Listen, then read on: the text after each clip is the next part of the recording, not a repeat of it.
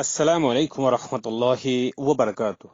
سیرت کی کلاس میں آج ہم بات کریں گے عرب اور اس کی قوموں کے بارے میں۔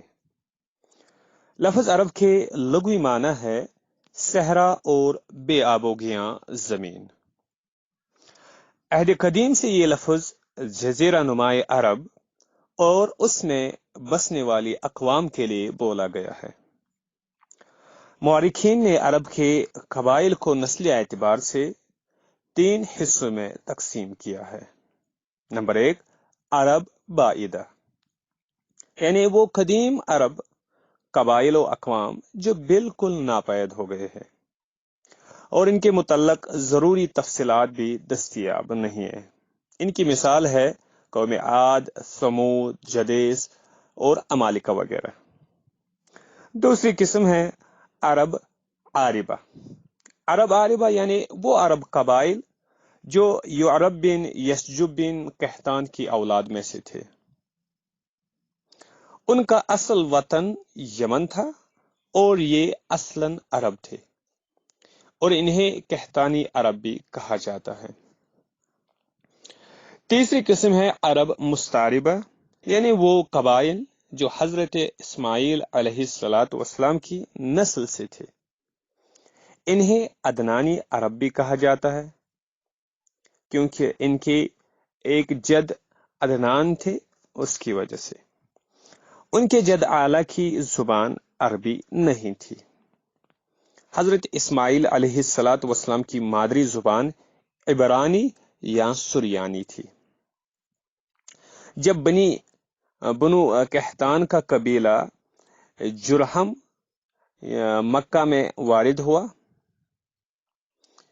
جب بنی قحطان کا قبیلہ جرہم مکہ میں وارد ہوا تو وہاں حضرت اسماعیل علیہ السلام اپنی والدہ ماجدہ کے ساتھ پہلے سے ہی سکونت پذیر تھے۔ اس قبیلے نے بھی وہاں ہی سکونت اختیار کر لی اور حضرت اسماعیل علیہ السلام کی شادی بھی بنو جرہم میں ہوئی۔ اسی قبیلے سے آپ اور آپ کی اولاد نے عربی سیکھی۔ اسی وجہ سے ان کو عرب مستعربہ کہا جاتا ہے۔ جزیرہ عرب کے درمیانی علاقے میں اور حدود حجاز سے لے کر بادیائی شام تک جتنے عرب ہے ان کی اکثریت عرب مستعربہ ہے۔ ان کی اکثریت عرب مستعربہ سے ہے۔ کہاں سے لے کر؟ حدود حجاز سے لے کر بادیائی شام تک جتنے عرب ہے ان کی اکثریت میجورٹی ان کی جو ہے وہ ہے اسی عرب مستعربہ سے ہی۔ حضرت اسماعیل علیہ السلام کے 12 فرزند تھے جن کی نسل میں اللہ تعالی نے برکت دی اور وہ بے شمار قبائل میں منقسم ہو کر جزیرہ عرب کے مختلف علاقوں میں رہائش پذیر ہو گئے۔ آپ کی اولاد میں سے ایک مشہور شخصیت جو بعد میں آنے والی اولاد اسماعیل کا سنگم قرار پائی، اس کا نام عدنان ہے۔ حضرت اسماعیل علیہ السلام کی اولاد انہی عدنان سے پھیلی۔ اس کے بعد سیرت رسول صلی اللہ علیہ وسلم میں ہم بات کریں گے عرب کی سیاسی، مذہبی و معاشرتی حالت کے بارے میں۔ پہلے سیاسی حالت کے بارے میں بات کریں گے، پھر اس کے بعد مذہبی و معاشرتی۔ سیاسی اعتبار سے عرب کے سرحدی علاقے اور جنوبی حصہ اگرچہ کئی سلطنتوں کے ماتحت رہا، مگر وسطی عرب، سینٹرل عرب جسے ہم خطۂ حجاز کہتے ہیں، اس میں کبھی بھی مرکزی حکومت قائم نہ ہوئی۔ طائف، مکہ اور یثرب کی سیاسی صورتحال دیگر حصوں سے ہمیشہ مختلف رہی ہے۔ یہ علاقہ ہمیشہ ہی سے آزاد رہا اور ان پر کبھی کوئی خارجی حکومت قائم نہ ہو سکی۔ 5ویں صدی عیسوی کے بعد اس علاقے میں قریش دوبارہ حامل اقتدار ہوئے تھے۔ اس کی بنیاد قصی بن کلاب نے رکھی تھی اور اسی نے دار الندوہ قائم کیا، دار الندوہ کا ادارہ قائم کیا، جو در حقیقت قریش کی پارلیمنٹ تھی، جہاں تمام بڑے بڑے اور اہم معاملات کے فیصلے ہوتے تھے۔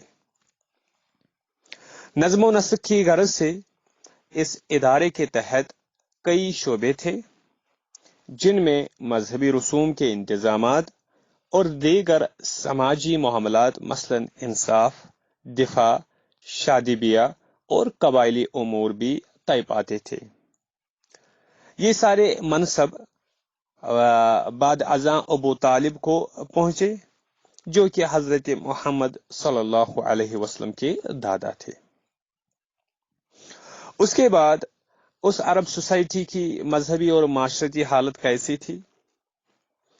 نبی کریم صلی اللہ علیہ وسلم کے دور میں عرب مذہبی و معاشرتی اعتبار سے انتہائی پسماندگی کا شکار تھا۔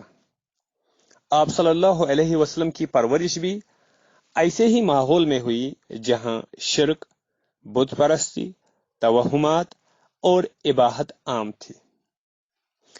باشندگان عرب حضرت اسماعیل علیہ السلام کی دعوت و تبلیغ کے نتیجے میں دین ابراہیمی کے پیرو تھے، اس لیے اسلام پر قائم تھے، لیکن وقت گزرنے کے ساتھ ساتھ انہوں نے اپنے مذہب میں تبدیلی کر دی تھی۔ بت پرستی کے علاوہ یہودیت اور عیسائیت بھی رائج تھی۔ بت پرستی کے علاوہ وہاں یہودیت اور عیسائیت بھی رائج تھے، مگر اپنی اصل حالت سے بالکل دور تھے۔ حج، قربانی اور دین ابراہیمی کے دیگر شعار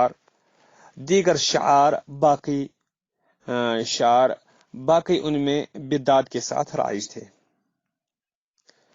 دین ابراہیمی کے دیگر شعار باقی ان میں بدعت کے ساتھ رائج تھے اور دیگر شعار باقی۔ لوگوں میں بہت کم تعداد ایسے بھی تھی جو بت پرستی اور دیگر شرکیہ مراسم کا انکار کرتے تھے اور اپنے آپ کو حنیفہ یعنی دین حنیف کے پیروکار کہتے تھے۔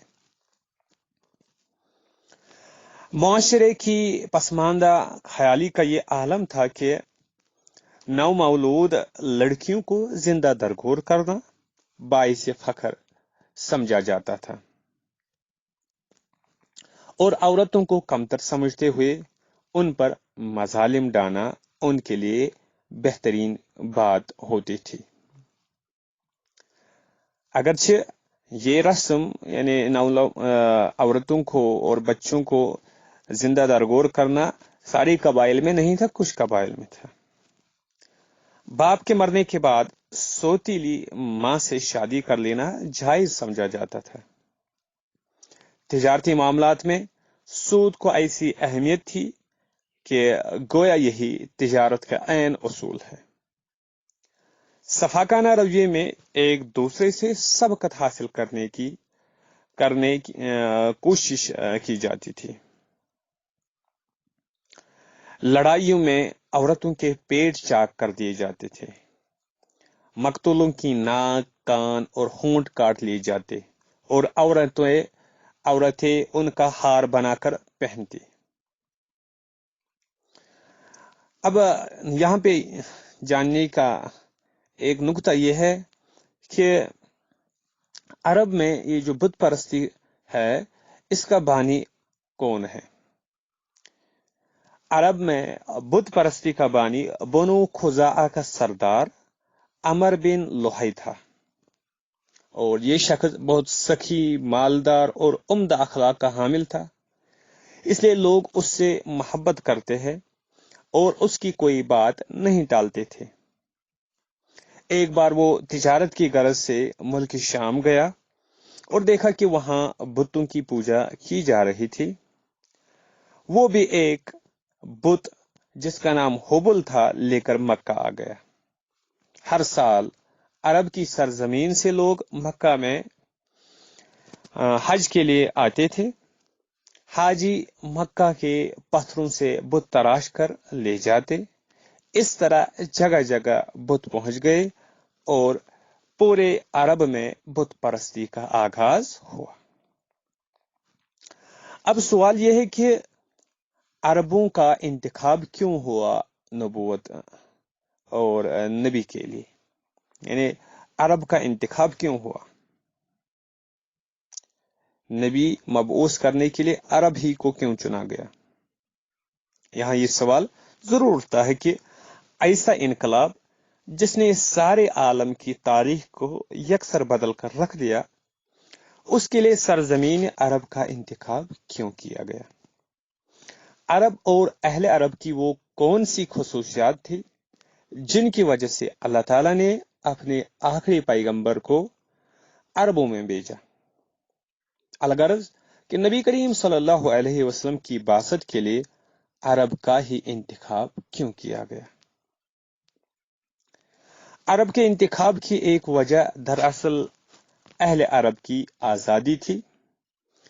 خطہ حجاز کا وہ علاقہ جہاں سے آپ صلی اللہ علیہ وسلم کی دعوت کا آغاز ہوا، کسی کا محکوم نہیں تھا، باوجود اس کے کہ اس زمانے میں ایران، سلطنت روم اور قرب و جوار کی افواج یہاں حملہ آور ہوئی، مگر وہ کبھی بھی یہاں حکومت کرنے میں کامیاب نہ ہو سکی، حتیٰ کہ ان کی حریت اور آزاد پسندی کا یہ عالم تھا کہ خود ان کے ہاں بھی کوئی خاص منظم حکومت نہ تھی۔ علاوہ بر اہل عرب تعلیم سے بے بہرا تھے، چند گنے چنے لوگ ہی تھے جنہیں پڑھنا لکھنا آتا تھا۔ انہوں نے ہی علوم و فنون انہیں نہ ہی علوم و فنون سے کوئی دلچسپی تھی اور نہ ہی وہاں کوئی کتب خانہ تھا۔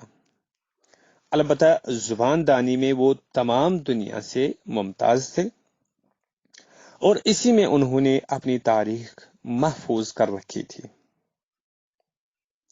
ان کا مزاج غیر علمی تھا، اس لیے مجموعی طور پر ان کی اذہان ہندو یونان کے مؤثر فلسفہ سے بالکل محفوظ تھے۔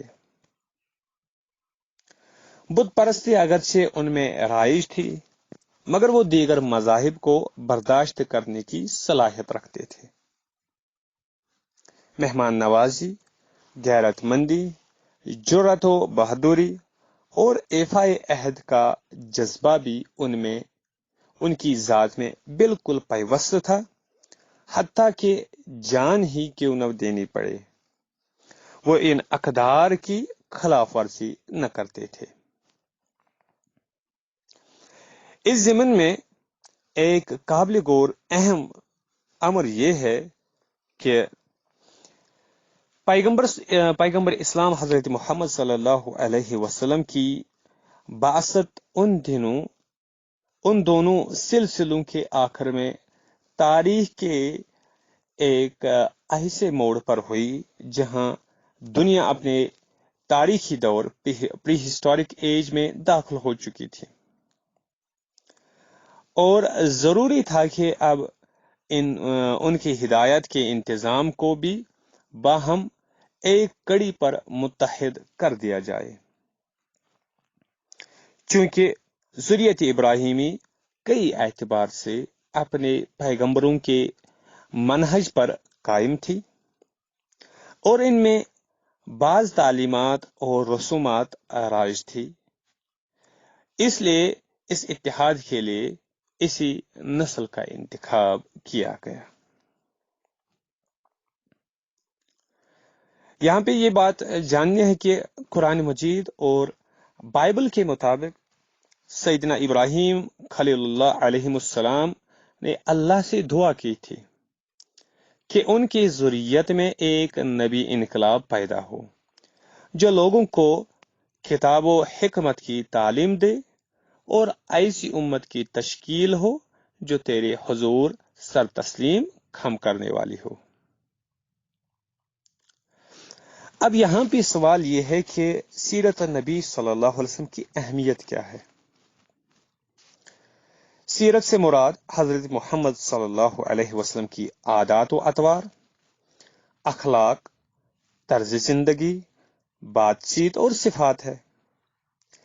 ایک مسلمان کے لیے سیرت کا مطالعہ اس لیے ضروری ہے کہ وہ نبی کریم صلی اللہ علیہ وسلم کی حیات مبارکہ کو رول ماڈل کے طور پر سامنے رکھے اور سنت کی اتباع کر کے اپنے مقصد حیات کو حاصل کر لے۔ یہ مقصد نہ صرف دنیاوی زندگی کی بہتری ہے بلکہ آخرت کی ابدی کامیابی کا حصول بھی اس میں پوشیدہ ہے۔ قرآن مجید نے صاف طور پر یہ پیغام دے دیا کہ اگر ہم چاہتے ہیں کہ اللہ ہم سے محبت کرے تو ہمیں چاہیے کہ اسوہ حسنہ کی پیروی کرے۔ یہ مقصد تبھی پورا ہو سکتا ہے جب ہم آپ صلی اللہ علیہ وسلم کو جانتے ہو، کیونکہ محبت بغیر جانے مکمل اور درست نہیں ہو سکتے۔ اسے ایمان کی تکمیل کے لیے نبی کریم صلی اللہ علیہ وسلم سے محبت کرنی چاہیے اور اس محبت کی جڑوں کو مضبوط کرنے کے لیے سیرت کا مطالعہ ضروری ہے۔ مؤرخین و محدثین نے نبی کریم صلی اللہ علیہ وسلم کی سیرت کو عام طور پر 3 ادوار میں تقسیم کیا ہے۔ نمبر 1، اعلان نبوت سے پہلے کی زندگی، نمبر 2، مکی دور، اور نمبر 3، مدنی دور۔ یہ تھی سیرت کی کچھ بنیادی چیزیں جن کا ہم نے یہاں پہ تذکرہ کیا، اور ہم نے جانا ان سیرت کے ابھی تک جو کلاسز ہیں ان میں ہم نے جانا کہ اللہ نے انسان کو دنیا میں کس مقصد کے لیے بھیجا۔ اسی طریقے سے ہم نے جانا کہ نبی کریم صلی اللہ علیہ وسلم کی ولادت باسعادت سے پہلے عرب کے سیاسی و مذہبی حالات کیسے تھے۔ اسی طریقے سے ہم نے مکہ میں بت پرستی کا آغاز کس طرح ہوا یہ بھی ہم نے جان لیا، اور اس کے علاوہ ہم نے یہ بھی جان لی کہ عرب میں یعنی کون کون سے مذہب پائے جاتے تھے۔ یہ تھے مختلف سوالات جن کے بارے میں ہم نے جان لیا۔ انشاءاللہ اگلی کلاس میں مزید سیرت نبی صلی اللہ علیہ وسلم کے بارے میں جان لیں گے، اعلان نبوت سے پہلے کی زندگی کے بارے میں۔ تب تک کے لیے السلام علیکم ورحمۃ اللہ وبرکاتہ۔